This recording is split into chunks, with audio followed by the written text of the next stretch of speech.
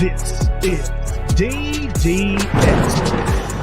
From the DDS studios, we are your hosts, Blake Milton, Bradley Newberry, Matthew Parker. Well, he's got the day off. Newberry, we are live. This is the last show of 2022. And man, do we got a spicy topic that I know is going to ruffle some feathers today. But before we hear more about that, go ahead, guys. We really appreciate you joining us today. Hit that like and subscribe button there on YouTube. Follow us on all our social media, Facebook, Instagram, TikTok, and Twitter at DDS Sports Talk. Newberry, tell me more about this spicy topic. Man, we just want everyone to get in the interactive mode. We want to try to elicit some feelings, some thoughts. Yep. I'm going to present 25 Tennessee Titan names. Oh, boy. And I want you to tell me your first thought, whether that's a word, that's a scream, that's a shout, that's a hallelujah. Okay. Give me your first thought when you hear this name. We'll also have our NFL Pick-6, a Week 17 edition. But first, Blake, present the Tennessee Titans injury report. Yeah, it's a pretty lengthy report here. As you can see, I mean, they are sitting just about everybody that means anything to this team. It seems like, I mean, we go down the list. Danico Autry, he's doubtful, which to me says they're not going to play. Dylan Cole, Zach Cunningham, Bud Dupree, Christian Fulton, Derrick Henry. That shows you where kind of their head is about this game. It doesn't really mean much to them, apparently. Amani Hooker, NPF, Ryan Tannehill, Josh Thompson, Jeffrey Simmons, and Aaron Brewer. Lots and lots of names on that injury report from the Titans that just came down just a short while ago. Newberry, are they just giving up? Is that what they're just kind of punting here on this game? Giving up? No. We can get into that a little later when we get into our Pick-6, I'm sure. I'm wearing the Jag stuff. I'm not the Titans fan, but giving up, no. Are they looking ahead to Week 18? Absolutely they are. They're going to try to have this roster as healthy as they can be heading into the AFC South Championship game in Duval. Yeah, I mean, that's essentially what we're looking at here next week. And according to you, ain't nobody winning down in Duval in Week 18. Oh, man. Just ask Carson Wentz that. Yeah. It basically got him canned from the Colts. Yeah. They got the coach canned from the Colts. Right. It's a death trap, Week 18. It is, but let's hear some more about these 25 names that you got here. I don't know who these guys are. I don't know any of the names. I can't wait to hear them. I've got some pretty opinionated thoughts about some people on the Titans at the moment, so I can't wait to hear. So these are not just 25 random names that I came up with. Hang in there with me. We're going to do this little exercise. Please play along with us in the YouTube chat there. Let us see your gut reaction. Is it a one word? Does it provoke an entire sentence out of you? Yeah. Let's see. We shall see. Here we go. I can't wait. Here we go. 25 names in no particular order. Kicker, Randy Bullock. Too hot to handle Randall. That is not what first comes. Well, I guess that is what came to my mind first. But I'll tell you what I think when I see and I hear that name is raw athleticism. Raw athleticism. I mean, look at him. I saw the thumbnail. I think he is the leader of this team. Damn it! My first thought is weak leg. All right. That's it. It's just simple. Weak leg. Hey, move on. Between him and Stonehouse, they're the most consistent group that we have on our team. Trenton Cannon. Who? There you go. Dylan Cole. So what? Morgan Cox. Yuck. Dontrell Hilliard. Athlete. I was going to say needed. Yeah. In the passing game. Yeah. Ben Jones. Leader. He's the leader of that offensive line. Defensive tackle Tier Tart. The guy with the best, he has the best hands on the team. And that's not a knock on anybody. I think Tier Tart. Are you sure? That sounded like a little dig. Wow. It might be. It might be. I'm just saying. Because I might have some names on this list that are supposed to have good hands. I'll say Tier Tart. Another word that comes to mind is underrated. I think he's a good. He's a big part of what we got on the offensive line. What about Harold Landry? Where are you? Wait, no, where? I know. I mean, it's not his fault. I mean, much needed. He is much needed right now. Offensive lineman Jamarco Jones. If he plays on this offensive line, the answer will be yuck.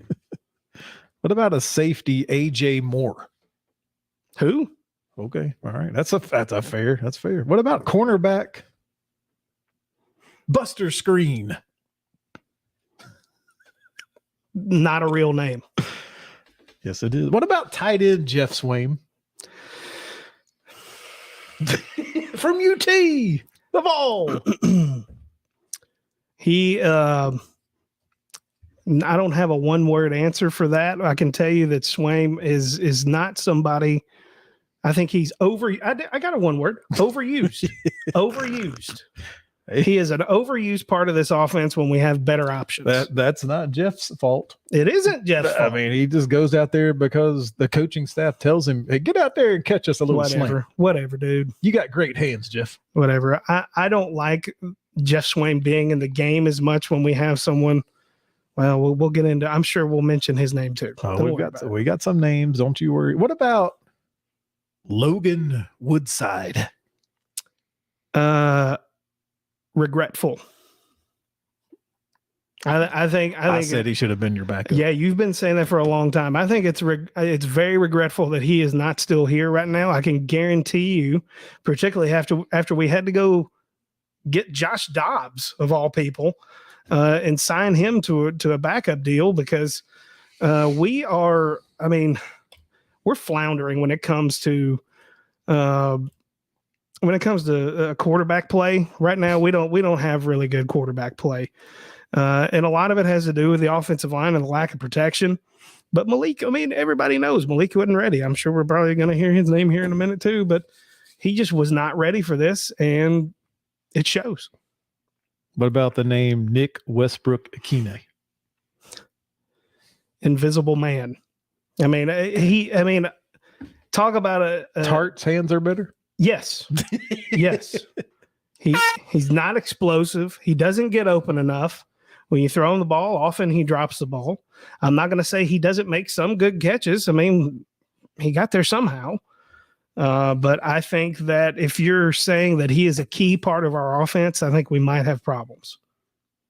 Okay, here's another one then. Wide receiver Robert Woods, a key part of your offense. I don't have a lot of data to back this up, but I think he's consistent. I mean, I wouldn't say he's anything special. He's not an explosive guy. I think if you put the ball within reason around him, he'll catch the ball. Was he worth the money? I don't know about that. Again, if he is the number 2 or arguably the number 1 receiver for us, that's not a good thing. What about Chance Campbell? I don't know who that is. What about Theo Jackson? From the Vols, Jackson's right? From the Vols. Yeah, I mean, Theo. Anything? I mean, hey, any emotion other than go Vols? I mean, has he done anything for the Titans? I mean, no. I don't know that any cornerbacks have really done anything that stands out for us this year. Theo Jackson. I mean, look, he is a rookie. I'll give him that. But a theme that we will discuss along the way here is rookies are allowed to be good, guys. You can improve. Hold that. And hopefully you're getting coached along the way. Maybe that'll be part of the discussion too. But But I mean, I don't have anything good or bad to say about Theo. I mean, but yeah. Chig. Superstar in the making. I like Chig. Oh my God. I've said it a couple of times on podcast. We have to figure out ways to get him involved. And the problem is that we just don't have much of a supporting cast at the moment in the wide receiver room. I know he's technically a tight end, but he kind of acts like more of a wide receiver at this point. Wide receiver Kyle Phillips. Where'd you go? I mean, we heard all this about him in training camp, how great his hands were and how good his moves were. Kick return, punt return. Yeah. He can't catch. Well, I mean, and then, in the preseason, the first game or two, he fumbles these punt returns, and then he gets injured, and we don't hear anything about him, and just disappointing. It really is. I mean, injuries are injuries, but I'd like to see some progression, but it's hard to whenever you're not on the field. Running back Hassan Haskins. Solid. I think he's a solid backup. I think that special teams a little bit. Yeah, I think that given the right circumstance, given the right offensive line, I think he could be a force to be reckoned with in the future. Nicholas Petit-Ferrer. Let me measure what I'm about to say. He might be the most productive of all of our rookies. I'm not saying he's great. I don't know that he's been that great. But I think he's done okay. I don't think he's done great, though. Cornerback Roger McCreary. Go away. That was the number 2 pick. What about Traylon Burks? When he's in the game, I think he's electric. So you're thinking oft injured. Yeah, that's kind of what it seems like. Can't be prone. I mean, he took a cheap shot. Yeah, there that's my thing. Is I can't really say injury prone. I don't know if Coach thinks that he prepares very much. Well, we can get to that in another. That's a fair point, I think, and that's a discussion to be had for sure. But I think Traylon Burks, he has to be considered a guy that you want moving forward for him to be your number 1 guy when it comes to wide receivers. And finally, but not least, quarterback Malik Willis. Not ready. Absolutely not ready. He lacks the ability, in my opinion, to really read a professional defense.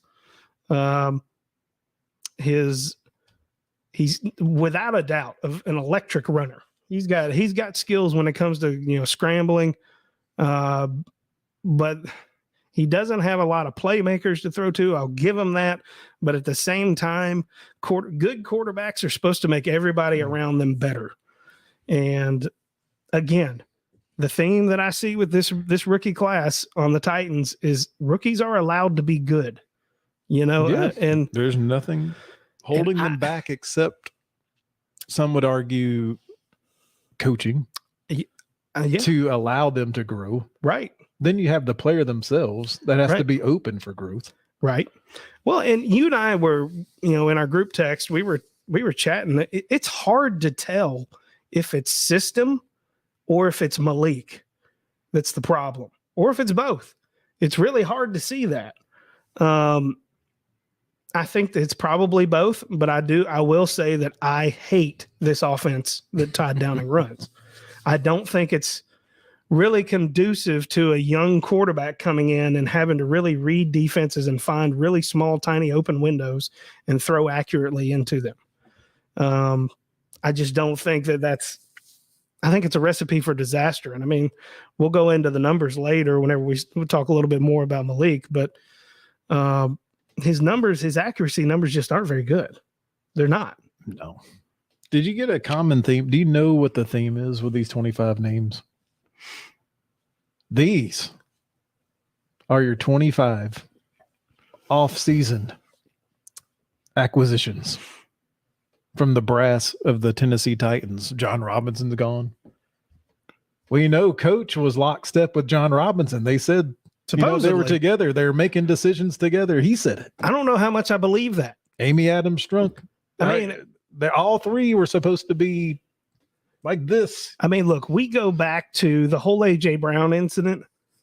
I remember like a week or so before he ended up, signing with Philadelphia or being traded to Philadelphia.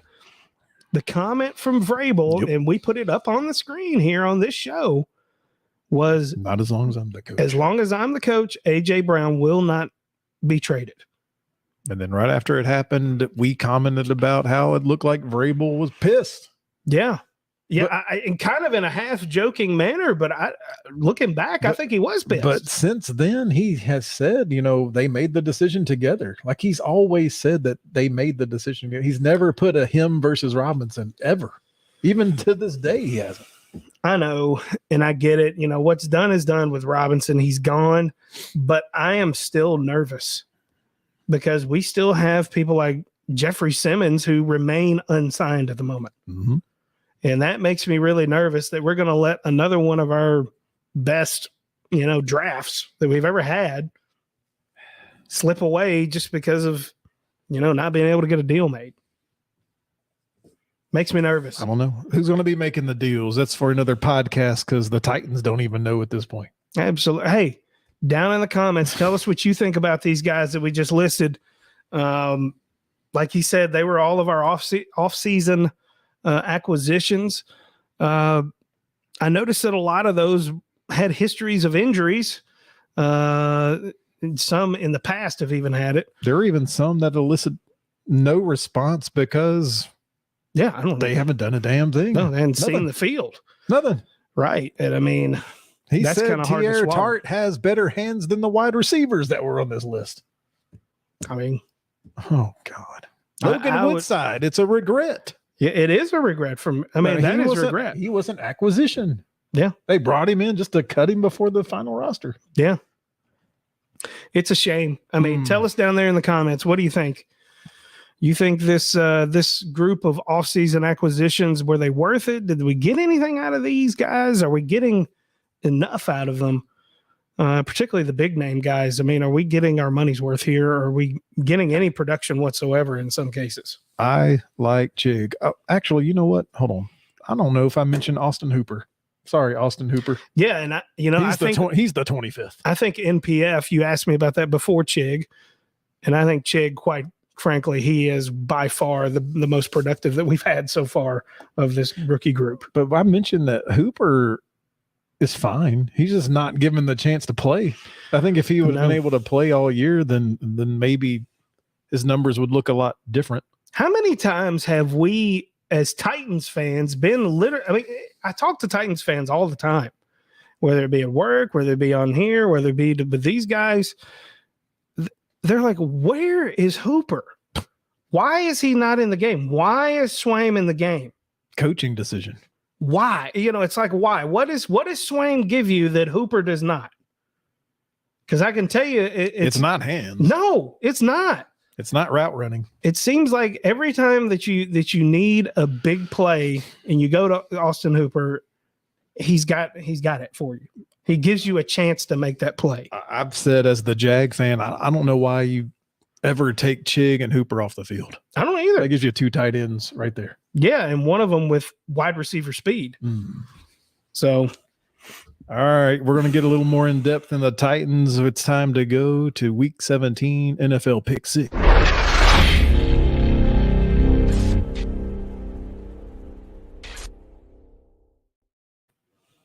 Man, this line continues to grow and grow and grow. It's a Thursday night Amazon Prime matchup, national TV. Only one game on Thursday. Dallas is making a road trip right here to Nashville, Tennessee against the Titans. And we've got floating between Dallas a 10.5 to, by kickoff, it may be a full 14. Actually, it has moved to 12. Holy as moly, we sit here. The Tennessee Titans have lost 5 straight games. And they're sitting everybody. Do you want to show us something about the quarterback? I do, because I'm going to sit here and tell you. Let me show you why it does no there's no harm in just going ahead and starting Josh Dobbs. There's no harm in it because of this. Look at this heat map here. Look at this passer rating. This is from, what is this, Next Gen Stats here? That's his entire season. Yeah. Look at this. 276 yards in 5 games. It's awful. Look where the passes are. They're all isolated, like over in this, and most of them are in the right flat, or in the backfield, or in the inside of 10 yards. He doesn't throw over the middle or deep, hardly ever, is what it looks like. Terrible numbers. Completion percentage of 50%. Again, whether or not it is system, whether or not it is the windows are too tight for a young quarterback to throw in this system, I don't know. Or if it's just not, Malik's not good enough. I think he could be good enough, but I think he has to be in the right situation. And it's clear right now that this isn't working out for him so far. So in my opinion, you went out and you got Josh Dobbs. He is, I don't know if he's quite as athletic as Malik, but I would say he is similarly athletic.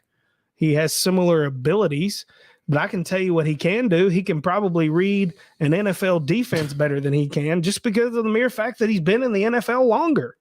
He's seen several systems.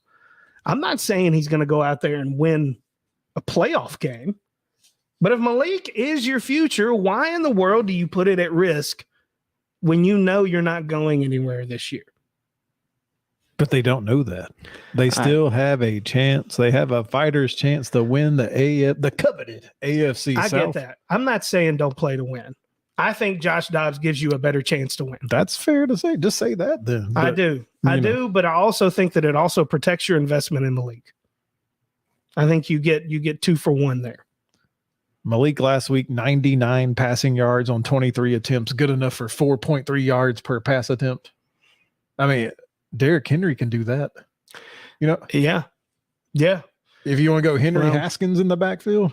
And the argument is there's been a little bit of a pattern developing with Derrick Henry on the fumble side of things. Oh, no. And it makes you think, is Derrick Henry trying to do too much? It's not an excuse. It's not a good excuse. It's not a good valid reason, but I mean, he kind of feels like this team has to be put on his shoulders for sure. And I can't blame him, but instead of just scurrying out of bounds, he's going to try to take on another blocker. Another guy's going to come in and punch the ball out. And that's what happened. Yep. So I don't know. Derrick Henry has fumbled 5 times in the last 5 games, but there's good news. He's not fumbling this week. Nope. Because he's not going to be a 6 week in a row. He's not playing. He's saving all of his energy for Jacksonville. That's right. Going home to Duval. That's right. So on the Hooper watch, he has 36 catches on the year. He's not getting close to 60, Parker. I'm sorry. Your 60 to 70 prediction. I have this written down. See what you think. Is the lack of culture for the Tennessee Titans coming to light here? We've got Vrabel in the last few weeks saying weird shit in his post-game press conferences. We've got players saying things that they don't normally say. And Kevin Byard is the true leader of that group. Mm-hmm.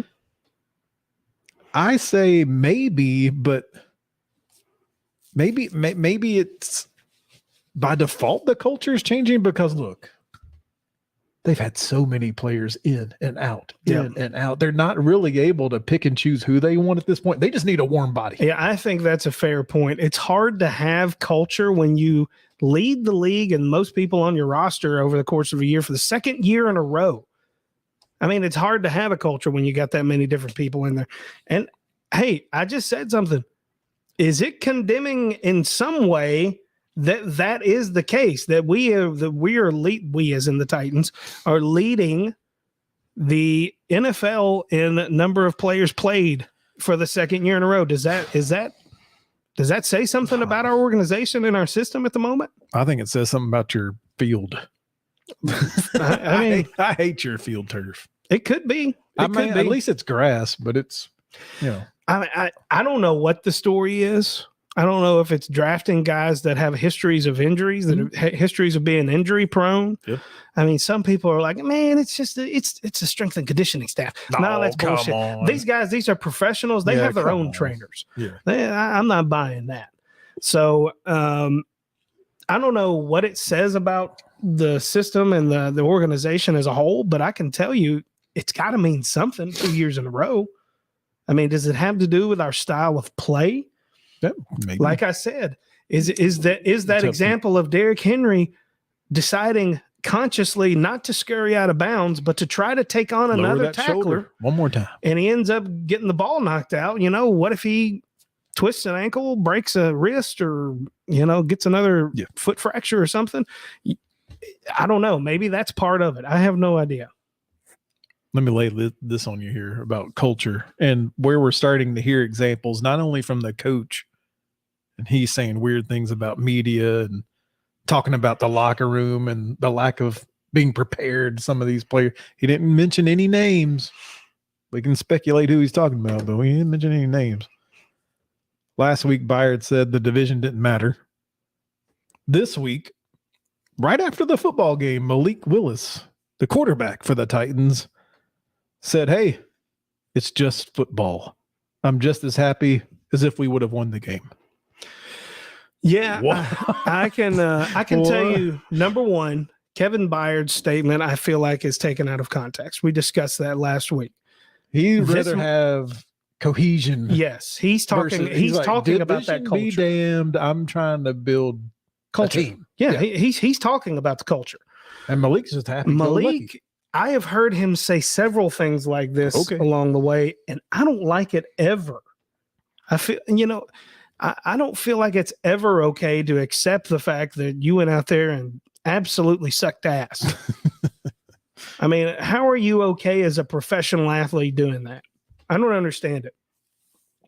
Man. I don't like his comments. I think it shows a lack of maturity, in my opinion.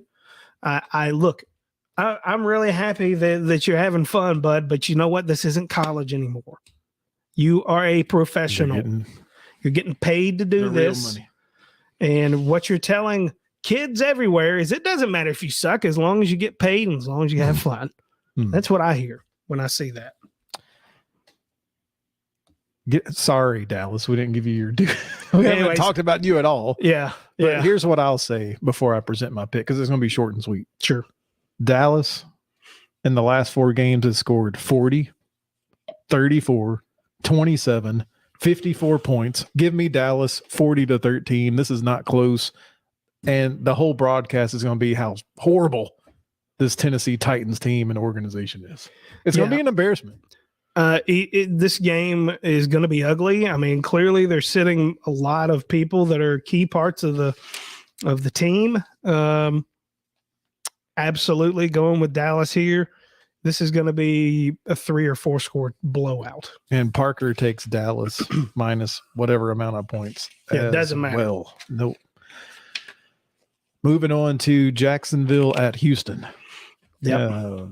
Jacksonville, as of now, they're floating around a 4.5 point favorite on the road against a team that they haven't beaten in 3 years. The Jaguars have won 4 of the last 5 games. But 2 things that I have here. Blake, 1, this game, just like the Titans game, it means nothing. Mm-hmm. It means nothing. They haven't beat the Texans. Is it going to be another one of those just go through the motions and try to stay healthy? Or if you play that way, do you risk injury? I think this is going to be a test of Doug Peterson as a coach here, because a coaching moment. I think that, and I think he's the right guy in this moment. I think that only bad things can happen in this game. I don't think there's anything good that can happen, right? You can either go down there and get your ass kicked. Yeah, it doesn't matter. It doesn't matter, but at the same time, it's a momentum killer. How much does momentum matter in the NFL? That's the other argument. Someone gets injured. That's a key part of the game. That is a huge. That's a bad thing. That's a super bad thing that can happen here. I like your comment about momentum, because I've said that you can't carry momentum into the next season, but I think you can carry momentum from game to game. Oh, that's a good point. I do too. Well, so my thing is this in the past, this has been one of those moments where the Jaguars just flop. Well, Jaguars don't have this type of moment very often. Well, as they're getting close to making a playoff. That's where Doug Peterson. But you're going to test his leadership skills here and getting them focused and getting them ready. And Parker, this is for you. Doug Peterson has been in this moment. Yes, exactly. So he's been in this moment about winning in. He's been in the moment about resting versus not resting. So I read before this show, I read that he said absolutely every game means something. So it hints at he's not resting anyway. But I present to you evidence A, B, C, D, E, F, G. This guy has sat Jalen Hurts and played a third string quarterback for the Eagles. He has sat his starters the Super Bowl year. Whenever they beat the Patriots, I mean, he has rested players. So what he said today in an interview in Jacksonville is totally different. It's like, hey, every game's meaningful. We cannot have that mindset and rest. But no. That's the most interesting thing to me is the mental aspect behind this game. Ultimately, it doesn't matter. I don't think it matters if you win or lose. I like Blake's comment about momentum. I'm going Jacksonville. I just got to. I mean, get that crap off of your mind and beat this team. As far as you know, Trevor Lawrence is playing. With that type of comment, I would think he is. In my mind, the mindset has to be, we're getting up big. Trevor, you're coming out. And then we don't care what happens after that. Because the only thing, this is like the last preseason game before the opening day, in my opinion. Again, Doug Peterson's been here many times. He knows what to expect here. But he's got to keep people from getting hurt. But at the same time, he's got to keep everybody focused, which is going to be the hard part. It is, because they're a young team. How do you balance that? How do you keep them healthy? And how do you keep them focused? It just feels so much better that I've got Doug Peterson making this type of decision for this crew instead of Urban Meyer this year. Yep. Totally agree. Parker, since you're not here to argue back with me, Trevor Lawrence is the unquestioned best quarterback in the AFC South. And he's the number 2 overall rated quarterback in the entire NFL in the second half of the season. It feels good. If in a weird way, I can't ever, like even the Mark Brunell days, I can't ever remember a time where I'm like, man, we're good at quarterback. You go Brunell, Leftwich, Garrard, Gabbert, Blake Bortles. I never said we're good at quarterback with any of that. But I think we're good there. We got him on a rookie deal. Well, this seems like a year early for all this playoff talk, but it's right there for him. I mean, luckily he's in the AFC South. Correct. Luckily he got really lucky with this Doug Peterson thing. Oh, no doubt. Really, really lucky. Ooh, that Urban Meyer. He's showing a trend towards becoming kind of the guy that everybody wanted him to be. We'll see. It's we do not judge a quarterback just by one game. And over the last several games, he has done very well. I can't deny that. I think he's right now things are on the uptick for sure for the Jacksonville Jaguars. I'm going Jags here all day. I'm going, if the Jags really play, I'm going 30-17. If the Jaguars really don't play, I'm going Houston 19-17. But ultimately, it doesn't matter. I'd rather them just go ahead and get the win, get that whole mindset of we can't beat the Texans out of your head. Yeah. Going into a big game against the Titans. It's for all the marbles. Yeah, it really is. That's what it's all going to come down to. We'll go a little quicker on these games. Minnesota at Green Bay. Green Bay is hovering around a 3.5 point favorite. question for Blake is Minnesota's sitting at 12-3, but are they fraudulent? Man, I've been riding with Minnesota all year, and I've been shoving some big FUs in people's face all year as a result. I'm going Minnesota here for sure. I tried to go against them last week. That didn't really work out for me, so I'm back on the Minnesota train. Minnesota. I put Green Bay 1 on Christmas at Miami, 26-20, but Aaron Rodgers wasn't exactly red hot in that game, going 238 yards, 1 touchdown, and 1 pick. The Minnesota Vikings won the week 1 matchup 23-7 behind Justin Jefferson's 184 yards and 2 touchdown receptions. Green Bay wins this one, but they don't cover. I'm going Minnesota in my pick. Give me the 3.5 points. Nice. Parker goes Green Bay. He absolutely is off the Minnesota Vikings. He's been off for a while. Yeah. But he's been off for a while. Did we both go Jacksonville there? We did. And for all those that like to follow, Parker's going Houston. He doesn't believe either a combination of the Jags resting players and the Jags just simply haven't beaten the Texans, which is fact. So he's going Houston plus the points. And then in this game, he's going Green Bay minus the points. And Blake and I are both on Minnesota. Next game is AFC North.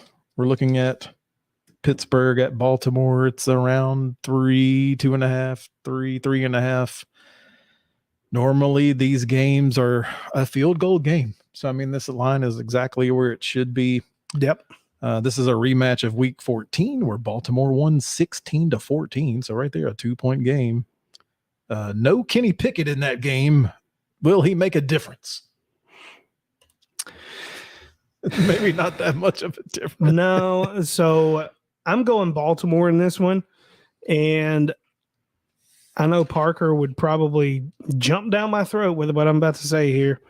I'm starting to hear from some Pittsburgh fans some rumblings about Mike Tomlin. Really? Yes. I don't know if it's just isolated to the people I'm talking to, or it could be just, hey, let us know out there. Tell us in the comments. Have you heard some Pittsburgh fans saying maybe it's time to move on from Tomlin? Jeez. I don't know. I don't know if I'd go that far, but I'm going Baltimore in this one. Parker also went Baltimore. I'm sticking with the trends of just take the points. I'm going to go Pittsburgh plus the points. And I don't know. I guess it would kind of surprise me if Baltimore lost, but let's just go deja vu, shall we? We'll go 16-14 Baltimore, but they don't cover. Yeah. What I'll do, I don't think there's any Lamar again this week. Not that I know of. No, I believe he's not on a Wednesday. Wednesday. Out. Yeah, I'm pretty sure he's not playing. Best bet time where we can pick whatever we want because we make the rules here. Parker's going to the Thursday night game and he wants CeeDee Lamb 70 or more reception yards. Okay. Sounds doable. Okay. Against air. Yeah. So he's going CeeDee Lamb 70 or more receiving yards. Okay. For me, I'm double dipping here this week. I'm going for my best bet. Easily, Dallas is going to. This is, y'all don't understand how ugly I think this is going to be. And so this is the thing. I would love to be wrong and for the Titans to find something on offense and all of a sudden, I hope I'm wrong, but you know what? I don't think I'm going to be. I still remain that I think this is going to be a 3 or 4 score game. You know, another easy one. I'm looking at Kansas City. You got Russell Wilson and that clown show going on there. They just fired their coach, Nate Hackett. There's no direction with the Broncos. They're stuck with Russell Wilson for a long time, and they're all stuck in the same division as the Chiefs. Give me the Chiefs to win outright. What about an underdog? A little upset special. Yeah, Parker's going Carolina in the NFC, basically NFC championship matchup here. Tampa can just seal it, but he's going to go Carolina. Okay. Yeah, you got Cincinnati, a little home dog. I'm looking at that, and you like it? I don't know. See, I think this line's going to move. You could just absolutely switch to -1 Cincinnati. I know I kind of want to pick that, but I think that's too easy to pick. I'll tell you what I'm going to do. I'm going to do something crazy. Okay. Baker? The city of Los Angeles, the battle for Los Angeles is happening at 3:25 on Sunday. Baker Mayfield is going into, I guess, both of them. He just scored over 50 points. He's going to go in there and he's going to pull one of the biggest upsets of the year against the Los Angeles Chargers. But this is the time of season where the Chargers do this. Yeah, they lose games they're not supposed to. Does that lose. eliminate them from the playoffs, or did they win? Or did they win yesterday? They beat the Colts. So does that mean they're in? Not necessarily. I think there's still some wiggle room there in the little the back end of the AFC. The playoffs. Rams are going to go in there and piss in them Cheerios. All right. So, reluctantly, just because I like to run the ball and play little defense, I'm going Browns. And I don't like your quarterback. Oh, who you mean? You mean this guy? Oh no! You mean this guy? We have to play the overlay every time he's brought up. God. He's just fine, upstanding citizen. Jesus. Nothing's wrong. I don't. Just hand the ball off to Chubb and Hunt. Haven't played in 2 years. Jesus. Whatever. I'm going Browns as the upset special, but that's our show. We appreciate you letting us do a live show today. Absolutely, guys. This is the last show of the year. We really appreciate you joining us live for it. Leave a comment down there in the comments below about what you think about our 25 names that we threw out there for the Titans and what your initial reaction was to their name. But guys, again, like we said, we really appreciate you joining us. Go ahead and hit that like and subscribe button on your way out. Check us out on all our social media, Facebook, Instagram, TikTok, and Twitter at DDS Sports Talk. And you can download all the audio versions of these podcasts on your favorite podcasting platform. Newberry, your favorite time of the show, final thoughts. We're going to begin with Matthew Parker's final thoughts, and he directed them straight at me, believe it or not. Oh, boy. Hang on here. He says, Newberry, I come to you on this show with an apology. Oof, this is hard. I'm here today to confess my sins, my overreaction, my preseason hot take of the century when I said Austin Hooper is a 60 to 70 catch guy. He was going to catch between 6 and 7 touchdowns. He would be on posters. He'd be on billboards in Nashville. He was going to the Pro Bowl. I confess my sins. I owe you $100, sir. Let me have your Venmo, Newberry. Really? Parker said all that? Dude, right here on my phone. Just trust him. It's there, right? It's there.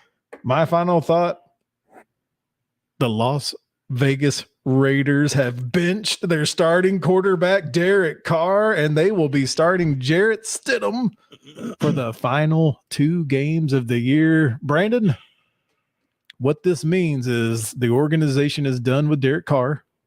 They're going to put in their pitch, their best pitch, to one Tom Brady for him to come back and be reunited with McDaniels. But enjoy your team taking a knee in the last 2 games. And the trophy for the most irrelevant final thought ever, Russell Wilson has finally done it. He has got to 12 touchdowns, which ties the number of bathrooms in his house. But as always, guys, it is two-tone blue all the way. You guys be well.